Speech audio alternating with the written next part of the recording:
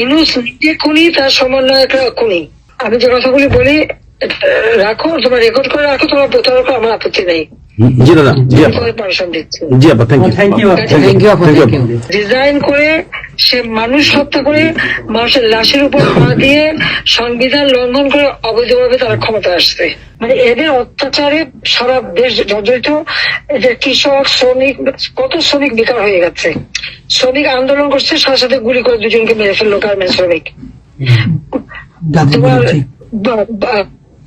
চাকরির বয়স নিয়ে আন্দোলন করে যমুনার সামনে যাওয়ার সাথে গুলি করলে একজন মারা গেল, তাদেরকে পিঠে তাদেরকে উঠাই দিল। ওই 7ই জুলাই থেকে এই ছাত্ররা যখন আন্দোলন করে 14 জুলাই পর্যন্ত অগ্নিসংযোগ এগুলি না হওয়া পর্যন্ত কারো গায়ে একটা টোকাও পড়েনি। ইচ্ছা মতো সব আসছে বসছে, আমরা তো কিচ্ছু করতে দেয়নি। পুলিশের কাছে কোনো মেটাল বুলেট ছিল না, পুলিশের কাছে কোনো মেটাল বুলেট ছিল না। নির্দেশ দিয়েছে কোনো গুলি করবে না। পুলিশ ব্যারিকেড ছেড়ে দিয়ে তারা ইচ্ছা মতো আন্দোলন করছে। আমরা তো শুরু থেকে তো অনেক কিছু করা যেত, আমরা তো করিনি কিছু। কারণ আমি বলছিলাম যেটা তো কোটা তো ছিলই না। 11 জুলাই থেকে তো কোটা স্থগিত হয়ে গেছে, কোটা তো আমি বাতিল করে দিয়েছি, আর কোটা আমরা নিয়ে গেছি। যেখানে কোটাই নাই, তা আন্দোলনটা কিসের জন্য ছিল?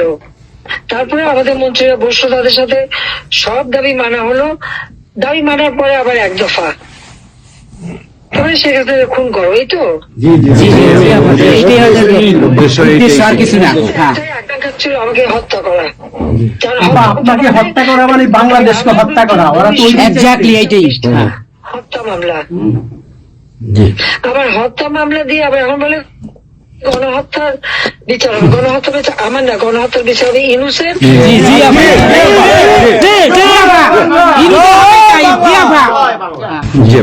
এই সমস্ত খুনের দায় দায়িত্ব ইউনূসকেই নিতে হবে, আর তার সমন্বয়করা। সে যে হত্যার সঙ্গে জড়িত প্রমাণ পাওয়াই যায়। সে যত জঙ্গিদেরকে ছেড়ে দিল, হলি অটিজমের মতো ঘটনা ঘটলো, তাকে 21 আগস্ট গ্রেনেড হামলায় আসামি তাকে এবং অন্য যত জঙ্গি ছিল সবাইকে সে মুক্তি দিয়ে দিয়েছে। কারণ এই জঙ্গিদের সাথে তার একটা যুক্ত ছিল, তার একটা সংযোগ ছিল। কাজে বাংলাদেশটাকে সে একটা জঙ্গির দেশ হিসেবে পরিণত করতেছে। আজকে সাধারণ মানুষের অবস্থাটা কি দেখো, সাধারণ মানুষ আজকে খেতে পায় না, পড়তে পায় না। মানুষ তো এখন বলে যে আগের সরকারই ভালো ছিল, শেখ হাসিনার সরকারই ভালো ছিল। এখন বলেন 97,000 কোটি টাকার বাজেট, কয়লা কেনা, এলএনজি কেনা, ডিজেল পেট্রোল কেনা, খাবার সবকিছু ব্যবস্থা করা, সারের জন্য সার কেনার সব ব্যবস্থা করে আসছে।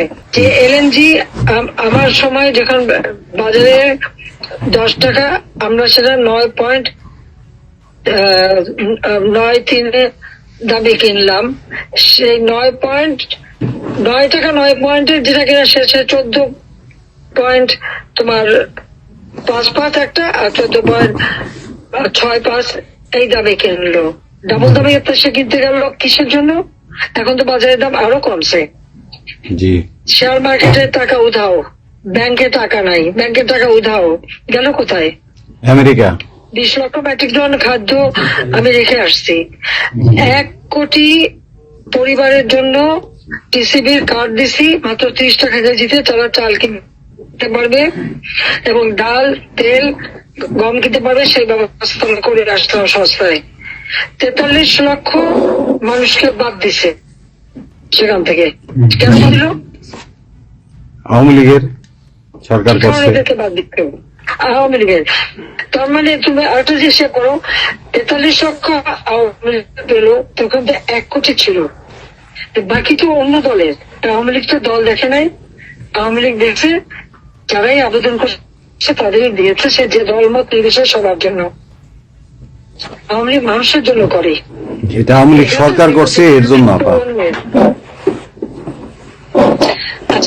ছাত্রদেরকে সেটা বিভ্রান্ত করছে। এখন সাধারণ ছাত্রছাত্রীরা যারা এই বিভ্রান্ত এই খুনিদের সাথে যুক্ত ছিল, আমি তাদেরকে বলবো তাদের আবেদন করছিলাম, বুঝতে পারছেন না যে কি হচ্ছে, আপনাদের বাচ্চাদের আসতে দিয়ে। তারা দিচ্ছে বাচ্চাদের আসতে। অনেকে তো আপনাদের হারালো, তখন যদি আমার কথাটা শুনতো তো আহত হতো না। তা আজকে তারা নিশ্চয় উপলব্ধি করতে পারছে, সেটা আমি বলবো যে এখন যারা এই সাধারণ ছাত্রছাত্রী নাবিজের সঙ্গে যুক্ত হয়েছিল তাদের প্রতি আমাদের কোনো ক্ষোভ নেই, কিচ্ছু নেই, বরং তারা লেখাপড়া করুক, আমরা সেটা চাই। কিন্তু আমার কথাটা হচ্ছে আমাদের ছাত্রলীগ করাটা কি অপরাধ? আওয়ামী লীগের সন্তান হচ্ছে তার জন্য কি অপরাধ? তাদের পরীক্ষা দিতে দেবে না, ভাইবা দিতে দেবে না, ইউনিভার্সিটিতে যেতে দেবে না, স্কুলে যেতে দেবে না, কলেজে যেতে দেবে না। What is this? আর এই ছেলে পেলেদেরকে কিভাবে বেয়াদব বানিয়েছে? স্কুলের প্রিন্সিপাল, টিচার তাদেরকে তার জুতোর মালা পরায়, গাছের সাথে বাঁধে, তাদেরকে দিয়ে রিজাইন করায়। লাঠি সোটা নিয়ে জীবন, আমি জানি পৃথিবীতে কোনো দেশে এই ঘটনা ঘটছে কিনা, চিফ জাস্টিস তার বাড়ি হামলা, চিফ জাস্টিসের হামলা। যাদের আত্মসম্মান বোধ আছে তারা থাকে না, উনি সাথে সাথে রিজাইন করে দিছে। কতজন মানে জজ তাদেরকে এজলাসে ঢুকতে দেবে না, তাদের রিজাইন করার জন্য চাপ দিছে। রিজাইন করে না থেকে তাদেরকে কোন কোর্ট দিতে না, তাদেরকে বাতিল করে দিয়েছে। ইলেকশন কমিশনকে বাতিল, আমাদের মানবাধিকার কমিশনকে বাতিল, আমাদের পাবলিক সার্ভিস কমিশন বাতিল। চাকরি দিতে পারছে না, চাকরি দিতে পারছে না, পাবলিক সার্ভিস কমিশন অচল করে দিয়েছে। এই ছেলেপেলেরা যাবে কোথায়? আজকে তারা কাজ করার সুযোগ নেই, একের পর এক ইন্ডাস্ট্রি বন্ধ, আগুন দিয়ে পুড়িয়ে দিয়েছে ইন্ডাস্ট্রি অথবা বন্ধ করে দিচ্ছে। ব্যবসায়ীরা টাকা আনতে পারেন না, যারা খাবার আমদানি করতে তাদের বিদেশে যেতে দিচ্ছে তাদেরকে হ্যারাস করা হচ্ছে। ইনশাআল্লাহ হয়তো একদিন ইনশাআল্লাহ হবে, ইনশাআল্লাহ। আপা 152 জন সমন্বয়কের মধ্যে ওর বিচার আমি করব। একজনকেও কিন্তু গুলি করা হয় নাই বা কেউ গুলিবিদ্ধ হয় নাই, গুলিবিদ্ধ হয়েছে সাধারণ জনতা। তার মানে ওরা মারছে এগুলোকে। ইনডেমনিটি দিয়েছিল 15 আগস্ট হত্যাকারীদের পুলিশ। আমি বলছিলাম বিচার করবো, আমি বিচার করি নাই, করছি ইনশাল্লাহ। বিচার হবে ইনশাল্লাহ, অবশ্যই। অপরাধীদের বিচার জাতির বিচার শুরু করেছিলেন জিয়াউর রহমান এসে সে বিচার বন্ধ করে দেয়। এই যুদ্ধ অপরাধীদের উপদেষ্টা বানায়, মন্ত্রী বানায়, প্রধানমন্ত্রী বানায়। খালেদা জিয়া তাদেরকে মন্ত্রী বানায়, এরশাদ তাদেরকে এমপি বানায়, আবার বানায় কি বলে রাজনীতি করার সুযোগ দেয়, রাষ্ট্রপতি পদে প্রার্থী করে। খালেদা জিয়া ভোট চুরি করে এই খুনিদেরকে পার্লামেন্টে বসায় রচিত্রে। আমি বলছিলাম আমি বিচার করবো, আমি বিচার করতে পারছি, আল্লাহ আমাকে সেই সুযোগ। এই ছাত্র হত্যার জন্য, জনগণ হত্যার জন্য, পুলিশ হত্যার জন্য আওয়ামী লীগের নেতাকর্মী এবং মাইনরিটি, হিন্দু, বৌদ্ধ, খ্রিস্টান কেউ বাদ যায় নাই। আক্রমণ করছে, হিন্দুদের বাড়ি ঘর মন্দির ভাঙছে, বুদ্ধিস্টদের প্যাগোডা ভাঙছে, সেখানেও তাদের ছেলেদের হত্যা করছে সেই খাগড়াছড়ি এবং রাঙামাটিতে। প্রত্যেকের উপরে এরা হামলা করছে, করে করে তাদেরকে মারছে। মাইনরিটিদের উপরে যে অত্যাচার, আবার দাবি উঠায় কি ইসকন নিষিদ্ধ করতে হবে আর সংবিধান থেকে সেকুলার শব্দ বাদ দিতে হবে। কেন বাদ দিতে হবে? এই সংবিধান জাতির পিতা দিয়ে গেছেন, এটা লাখো শহীদের রক্তের বিনিময়ে পাওয়া। এদের কলমের খোঁজ জিয়াও এটাকে নিয়ে খেলছে, এসবও করছে, খালেদা জিয়াও করছে, কিন্তু আবার আমরা সেই সংবিধান ফিরিয়ে এনেছি, মানুষের অধিকার আমরা নিশ্চিত করেছি। এবং এই সংবিধানেরই 7ম অনুচ্ছেদের গ, অবৈধভাবে অনির্বাচিত কোন কেউ যদি ক্ষমতা চায় তাহলে তার বিচার হবে। এবং ইউনূস তার কোন সাংবিধানিক ভিত্তি নাই, সে অসাংবিধানিক ভাবে অবৈধভাবে ক্ষমতা দখল করছে। ইনশাল্লাহ তার বিচার ওই সংবিধান মোতাবেকই হবে এবং তার ওই চালা চামুন্ডা যে করার সাথে আছে আর উপদেষ্টা এবং সমন্বয়কারী সবকটার বিচার বাংলা মাটিতে হবে। ঘুষখোরের কোনো জায়গা নাই বাংলাদেশে আপা। আজকে সারা দেশের মানুষ হাহাকার, জীবনের নিরাপত্তা নাই, যে কোনো ঘরে ঢুকতেছে অমনি তাদেরকে খুন করে, লুটপাট করে। ডাকাতি হইতেছে, চুরি হইতেছে, ডাকাতি। এই ছাত্র নামদারিরা এমপি হোস্টেলে যে সব তালা ভাঙছে, সব লুট করছে, মন্ত্রীদের বাড়িতে তালা ভাঙছে, লুট করছে, আমাদের প্রত্যেকের গণভবন থেকে শুরু করে সবই তো লুট করছে। এবং ইউনুস নিজেই তো গণভবনে গেছিল লুট করতে। ছবি দেখো না?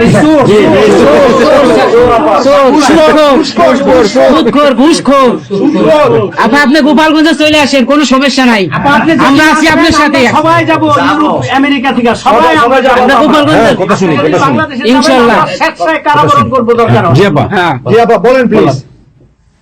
ওই আগুন দিয়ে পোড়ানোর পরে যেটুকু অবশিষ্ট ছিল সেটা লুট করতে গেছিল। কাজে ওটা তো চোর, জি বড় চোর, বড় চোর, সুদখোর, সুদখোর। ঠক। জি আপা। আপা, আবার বিচার করবে আমাদের। আপা আচ্ছা আমি ওর বিচার করবে জনতা। Yes, yes, Yes, আপা, জনতা তো করবেই, আমরা নিজেরা করবো আপা, ফাঁসি চাই না, নিজের হাতে আমরা করবো। দৃষ্টান্তমূলক ফাঁসি চাই, যেটা জনগণ দেখবে ওই ফাঁসি চাই। যার যার বাড়ি ঘর পড়াইছে করছে, আপা দেশের থেকে সব গরিব মানুষ এখন গ্রামে যাচ্ছে, খাবার পাচ্ছে না, কিচ্ছু পাচ্ছে না, খুব কষ্টে আছে সাধারণ পাবলিক, খুবই খারাপ আপা। আমরা দোয়া করি আপনি তাড়াতাড়ি আসেন। বৃহত্তর নোয়াখালীর অবস্থা অনেক খারাপ আপা। সারা বাংলাদেশের অবস্থা খারাপ। বানায় রাখছে ওরা আপা, সারা বাংলাদেশটাকে একটা বদ্ধভূমি বানায় রাখছে, যেখানে সেখানে হত্যা, মানে এমন কোন লোক নাই যারা এখন শান্তিতে আছে। সবাই কেউ নিরাপদে একটা কথাই নাই, বলে কেউ নিরাপদে যে নাই। আগেই ভালো ছিল, আগে সরকারি ভালো ছিল। আমরা ভুল করেছি আপা। এই কথা সবাই বলে। সবাই জি আপা, অনুতপ্ত আপা। আপনি বলেন এখন। জি আপা প্লিজ, প্লিজ বলেন আপা প্লিজ। প্রত্যেকটা জায়গায় তো এইভাবে। এবং এখন আবার সে ওই আর একটা পদক্ষেপ নিচ্ছে, এদিকে প্রায় 80 জন প্লাস আরো 35 জন, সেই সাথে 300 লোক, তারা জেলা, উপজেলা, ইউনিয়নে সার্ভে করতে পাঠাচ্ছে। সবাইকে বলে দাও ওই সার্ভে করতে কারা যায়, কাদের নাম লিখছে, Yes, সেগুলো of course, আমরা করবো। Definitely you could get it. Yeah. আমরা চাই আপা আপনি সুস্থ থাকেন, আপনি সুস্থ থাকলে বাংলাদেশ সুস্থ থাকবে, বাংলাদেশ ভালো থাকবে। আপনাকে আবার আমরা ফিরিয়ে এনে বাংলাদেশকে আবার এগিয়ে নিয়ে যাওয়ার জয়ের মালা পরাবো আবার। আবার জয় বাংলা, জয় বাংলা, জয় বঙ্গবন্ধু। জি আপা প্লিজ। আমরা তোমাদের যে দেশে আছো সেই দেশে স্যার ডেনমার্ক আমেরিকা সবাই এখানে আছি আপা, ডেনমার্ক আমেরিকা সবাই আছেন। আপা আপনি এখন আমাদের কিছু নির্দেশনা দেন, আমরা প্রবাসী থেকে কি করতে পারি, এবং বাংলাদেশে আমাদের যে ফ্যামিলি আছে, আত্মীয় স্বজন আছে, আমাদের যে বিভিন্ন দলের নেতৃবৃন্দরা আছে, আমরা কিন্তু অর্থনৈতিক থেকে বিভিন্ন ভাবে সহযোগিতা করতেছি, যারে যেভাবে পারি আমরা। বাকিটা আপা আপনি নির্দেশনা দেন, আপনার নির্দেশনার মতো আমরা কাজ করবো বাংলাদেশে এবং প্রবাসে। তোমাদের যেটা করতে হবে, একটা হচ্ছে তোমরা যে দেশে আছো সেই দেশের আইন কানুন মেনে ওখানকার যারা নির্বাচিত প্রতিনিধি বা সরকার বা যে বিভিন্ন মানবাধিকার সংস্থা, তারপরে 165 জন সাংবাদিকের চাকরি নাই, তাদের অ্যাক্রেডিটেশন কার্ড বাতিল করে দিছে। 106 জন সাংবাদিকের বিরুদ্ধে হত্যা মামলা দিছে এবং আমাদের কতজনকে গ্রেপ্তার করে জেলে ঢুকাইছে, মানবিক জীবন যাপন করছে। সাংস্কৃতিক কাজ করতে পারে না, ব্যান্ড শোরা ব্যান্ড কোন অনুষ্ঠান করতে পারে না, পাকিস্তান থেকে ব্যান্ড শো এনে করায়, অথচ আমাদের দেশে ব্যান্ড শো যারা তারা এখন কাজ পায় না। এরা আবার এদের সাথেই ছিল, তারাও লাল রং লাগাইছিল, এখন আর তাদের পাত্তা নাই, কাজ পায় না। স্বীকৃতি কর্মকাণ্ড বন্ধ, সমস্ত সামাজিক নিরাপত্তার যত গরিব মানুষ আমরা বয়স্ক ভাতা, বিধবা ভাতা, মুক্তিযোদ্ধা ভাতা যা যা দিয়েছিলাম সেগুলি সব বন্ধ করে দিয়ে সেটা মেরে খেয়ে গেছে। এমনকি মানে সারা দেশটাকে একটা লুটের রাজত্ব, খুনের রাজত্ব সৃষ্টি করছে। এই বিষয়টাই যে মানবাধিকার লঙ্ঘন, সাংবাদিকদের উপরে নির্যাতন, সাংবাদিকদের অত্যাচার করা, মহিলা সাংবাদিকদের যেভাবে অপমান করছে, এই বিষয়গুলি জনমত তোমাদের তৈরি করতে পারে আন্তর্জাতিক পর্যায়ে।